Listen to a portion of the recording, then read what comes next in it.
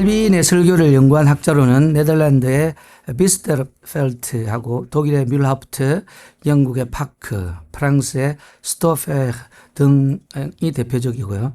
칼빈이 신학자와 성경주석가로는 잘 알려지지만 목회자나 설교자로 유명하진 않습니다. 칼빈은 신학자뿐만 아니라 성경을 가르치는 성경학자요, 제네바 교회 정치의 설계자이기도 합니다.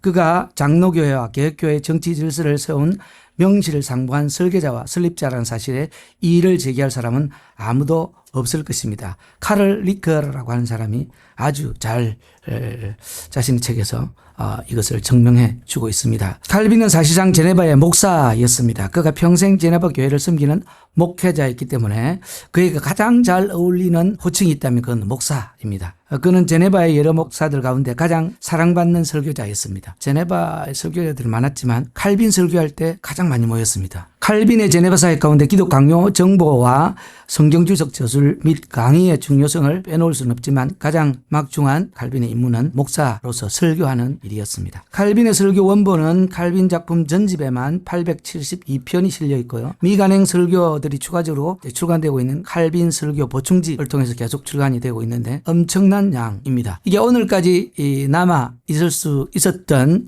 비결은 1549년부터 칼빈의 빗으로 채용된 드니 라귀엘 사람입니다. 아주 이 사람이 속기사로서 엄청나게 꼼꼼하게 칼빈의 설교들을 다 기록했기 때문에 오늘 우리가 종교가들 가운데 가장 풍성한 설교들을 가지고 있지 않나 싶습니다. 다른 종교개혁자들과 같이 칼빈에게는 성경뿐만 아니라 설교도 하나님의 말씀입니다. 성경은 기록된 말씀, 즉 눈으로 볼 수 있는 말씀인 반면에 설교는 선포된 말씀, 즉 귀로 들을 수 있는 말씀이었습니다. 하지만 성령의 역사 없이는 아무도 그것을 하나님의 말씀으로 보거나 들을 수 없다라고 칼빈은 생각했죠.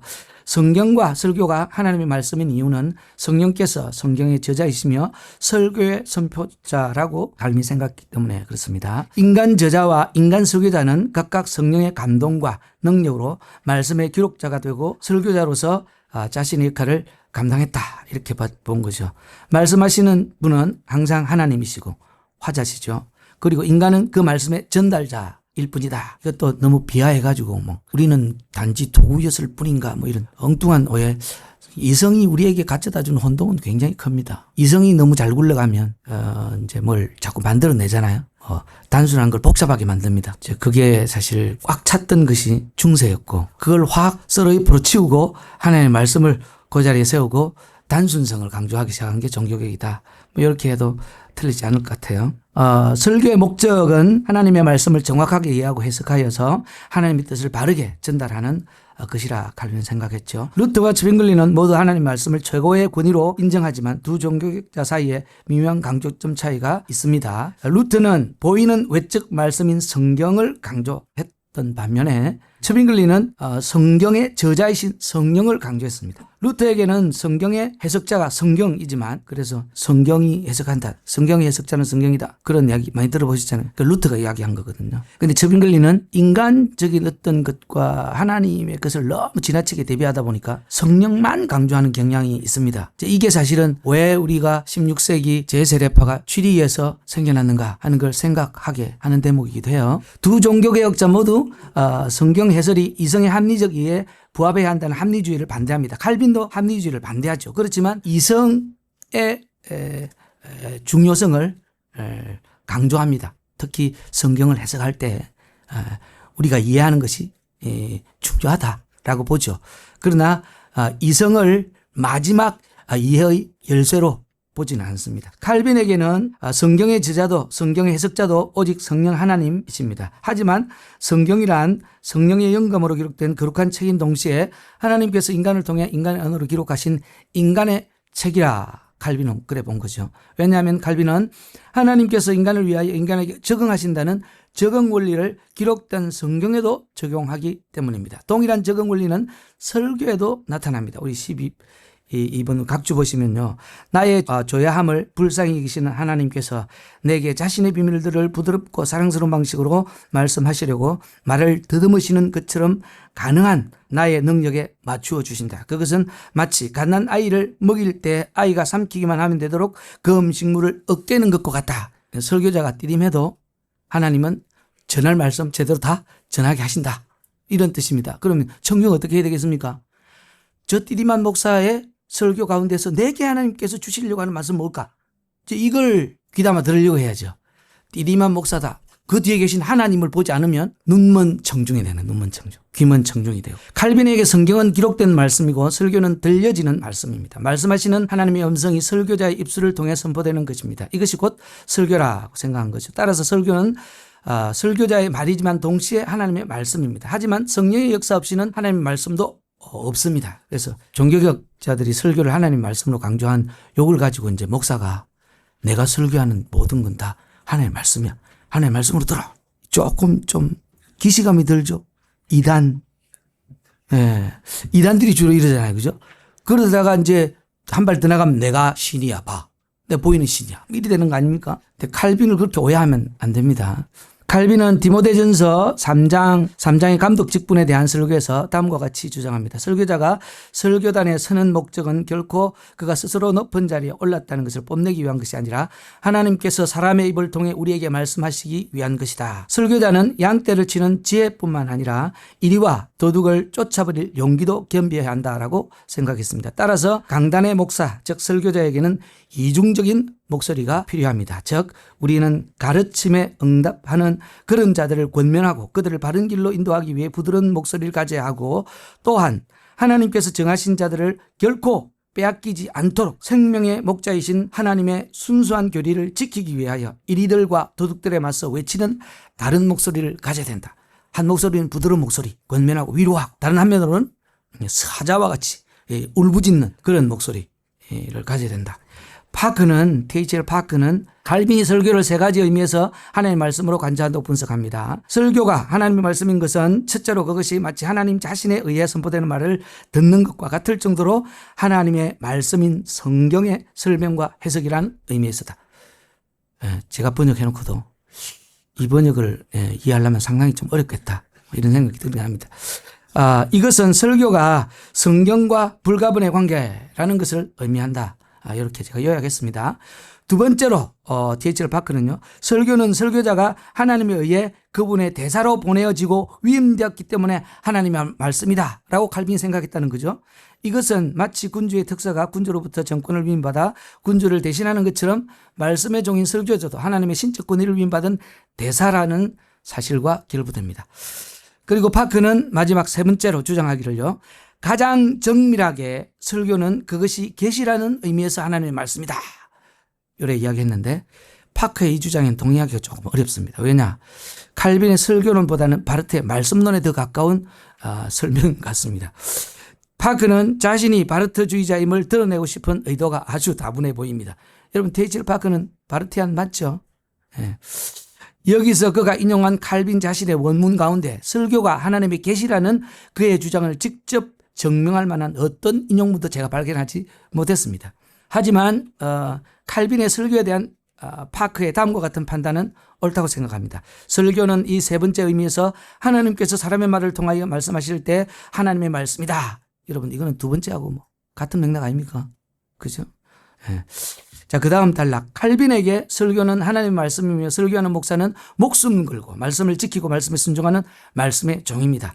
목사를 말씀의 종이라 하는 것은 그의 목회사역 가운데 하나님의 말씀을 선포하는 설교가 가장 중요했기 때문입니다. 설교자, 즉 목사의 소명을 받은 사람들은 구약의 선지자들처럼 하나님의 대언자로서 하나님의 말씀을 잘 가르치는 은사뿐만 아니라 복음의 대적들과 맞서 싸울 수 있는 결기가 필요하다, 이렇게 칼빈이 본 거죠. 즉 말씀을 선포하도록 하나님의 부르심을 받은 모든 자들은 온 세상이 그들을 반대할지라도 결코 양보하지 않기로 결심해야 한다라고 칼빈은 말했습니다. 목사의 권위는 사실상 말씀의 권위, 즉 설교의 권위입니다. 그렇다면 칼빈은 목사의 모든 설교를 하나님의 말씀으로 받아야 한다고 가르칠까요? 교회에 의해 정당하게 선택된 목사의 설교라면 조금 디딤해도요, 하나님의 말씀으로 받아야 합니다. 좀 디딤하고 어눌하게 설교를 해도. 따라서 교회가 목사를 선택할 때 성경이 요구하는 목사 자격을 충분히 갖추었는지 세심하게 살피고 모든 절차와 규정을 따라서 신중하게 세워야 하는 거죠. 그렇다고 설교단에서 쓴 목사의 모든 말이 하나님의 말씀으로 인정될 수 있을까요? 그렇지 않습니다. 왜냐하면 설교단에 선포되는 하나님의 말씀, 그 설교가 율법과 복음의 순수한 단순성에 부합하는 설교여야 합니다.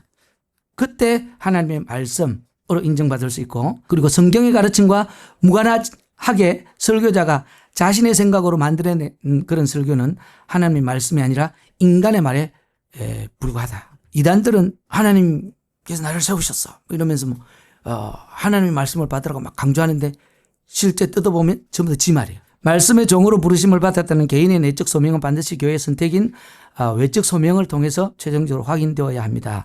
성경에 대한 깊은 지식, 말씀에 대한 열정과 복종의 태도, 말씀을 잘 가르치는 은사, 복음의 대적들에 맞설 용기 등이 없는 자는 목사로서 자신의 내적 소명을 스스로 확신하기가 쉽지 않다 하는 겁니다.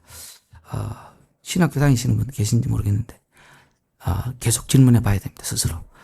내가 설교자로 본을 받은 게 맞나 안 맞나.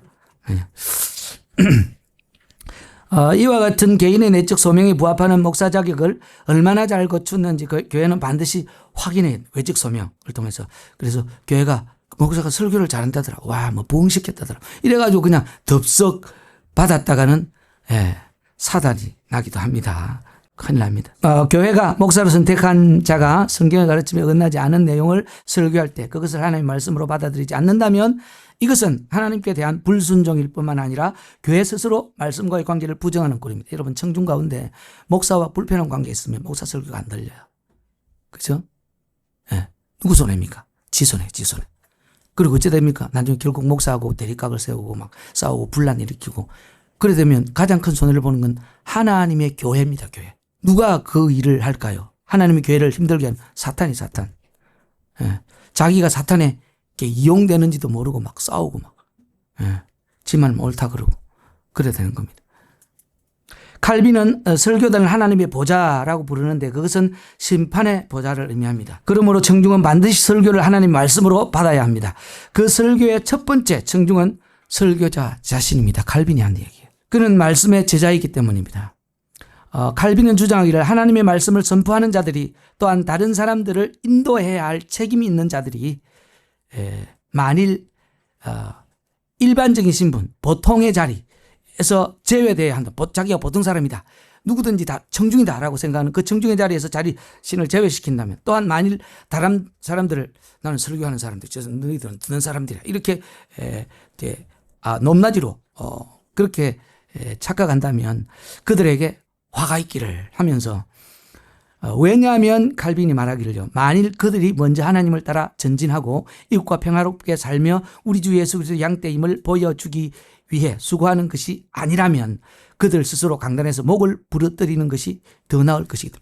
한마디로 강단에 죽어라, 형. 죽어라. 무시무시한 말입니다. 제 말에 제가 지은 말도 아니에요. 이게 칼빈이 한 말입니다. 칼빈은 강력하게 경고하고 있습니다.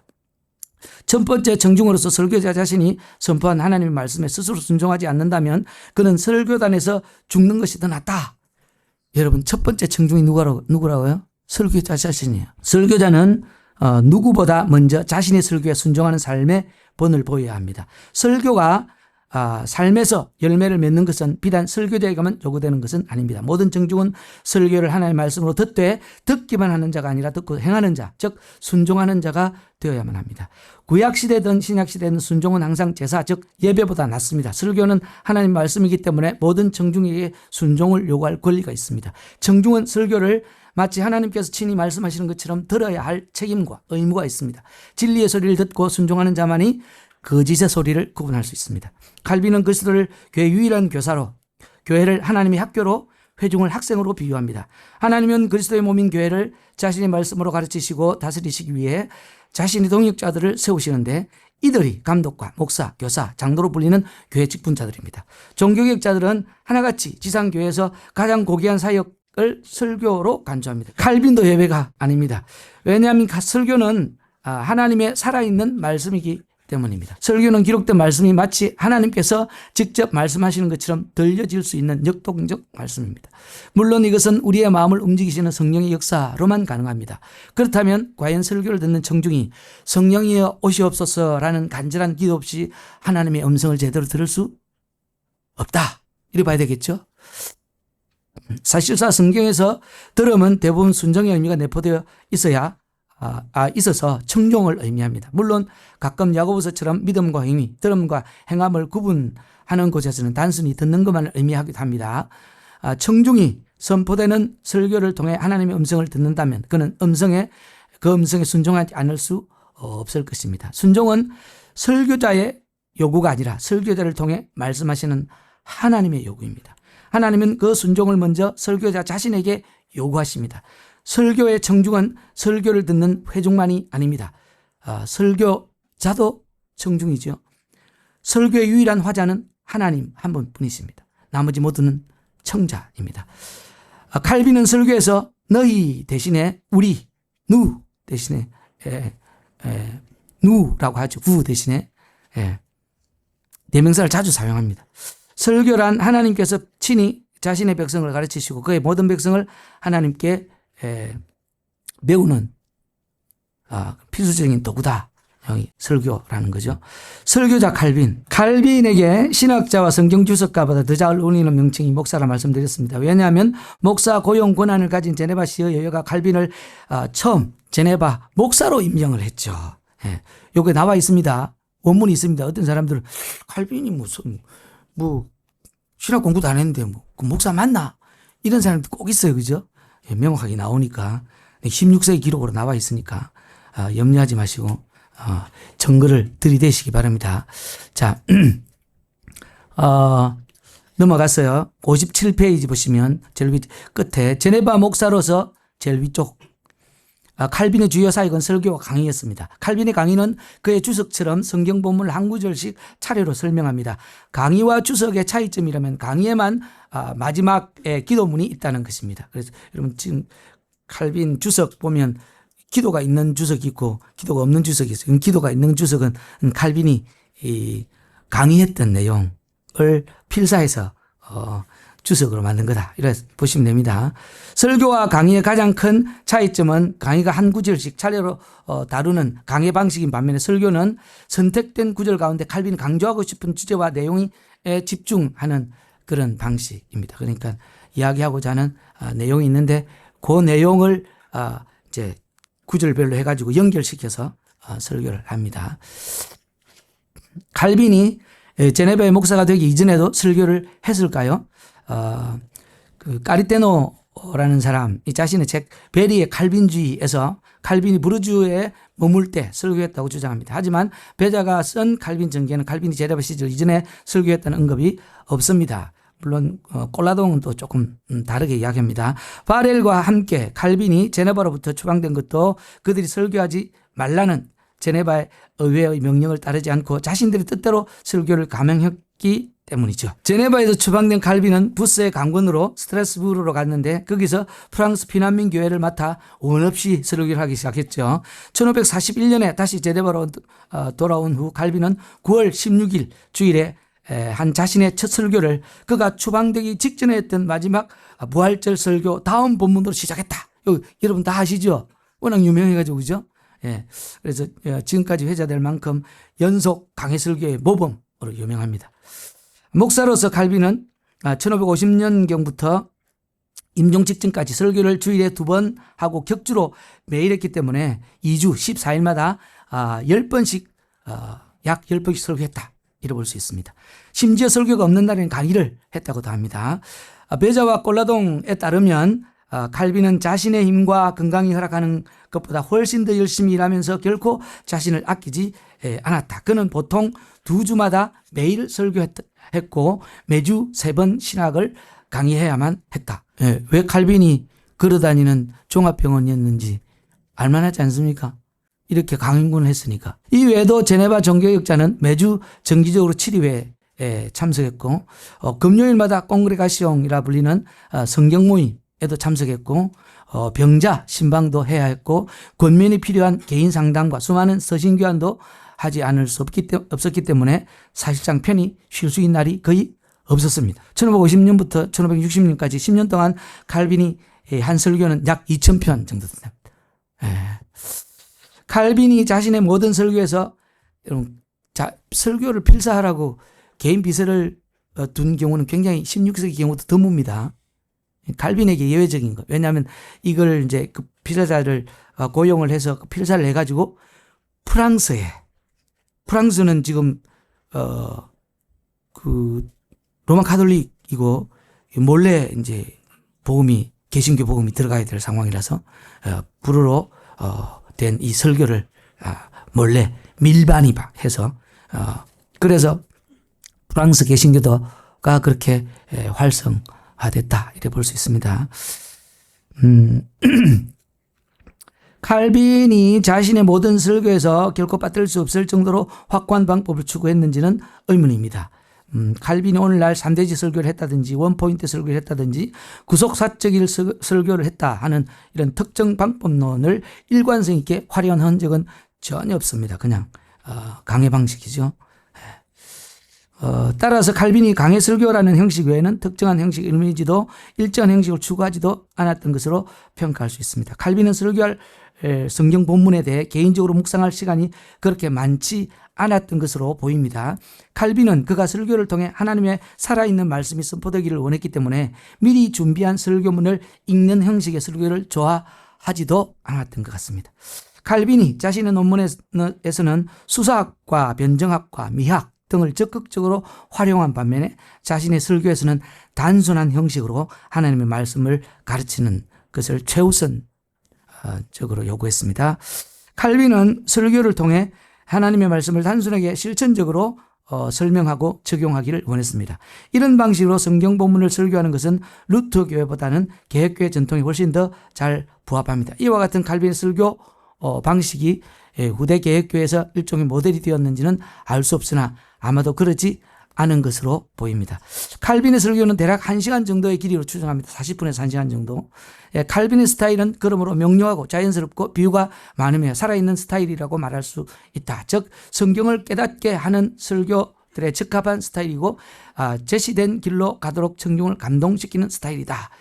이렇게 비스트로펠트라고 하는 사람이 주장했습니다. 칼빈은 확실히 설교자 주석가였다라고 볼 수 있습니다. 설교에서 그의 주석은 항상 참으로 설교적 주석이다 라는 거죠. 설교단에서는 주석을 위한 주석을 하지 않고요. 일종의 말씀 봉사였다라고 평가하고 있습니다. 왜냐하면 말씀 봉사는 주석과 적용이 함께하는 것이기 때문이다. 비스펠트의 말입니다. 칼빈은 청중이 성경 본문을 충분히 이해할 수 있도록 철저하게 단순하고 성경적인 설교를 추구했으며 자신의 모든 설교 본문에서 하나님의 은혜와 영광을 드러내기 위해 최선을 다했습니다. 에베소서 설교의 특징, 에베소서 주석이 성경 본문 한 구절 설명, 다 이제 한 구절씩 설명했다 이겁니다.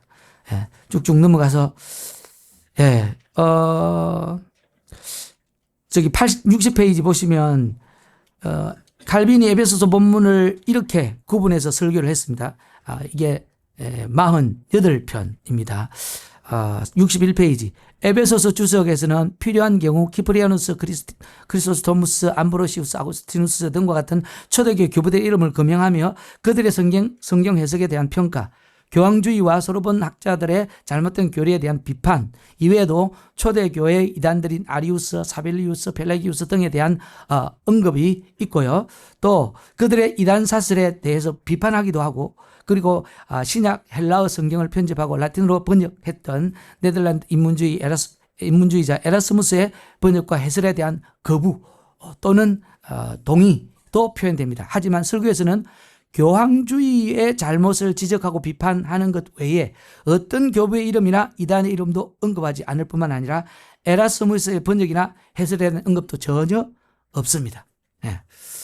자, 쭉 넘어갔어요. 여러분 본론은 다 하시고 이제 결론 넘어가겠습니다. 결론. 설교와 주석 모두에서 에베소서 설교와 주석 모두에서 칼빈은 누구나 가질 만한 궁금증에 대답하기 위해서 가상의 질문을 던지고 대답하는 방식을 적극적으로 활용하는 편입니다. 이건 이제 설교도 그렇고 주석도 그렇다는 겁니다. 그는 설득하거나 강조하기 위한 목적으로 청중을 향해 질문을 던진 자유로운 화법을 설교합니다. 문어체로 작성된 주석과 달리 칼빈이 구어체로 설교했다는 사실은 아주 명확합니다. 칼빈은 에베소서 설교에서 설교 청중을 wu가 아니라 칼빈 자신을 포함한 nu로 지칭하는 게 훨씬 많았습니다.